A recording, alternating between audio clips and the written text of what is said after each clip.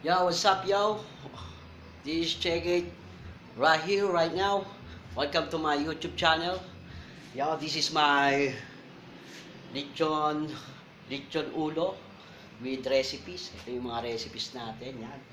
Suka, asin, bawang, bechin, at syempre yung ating pamintang durog.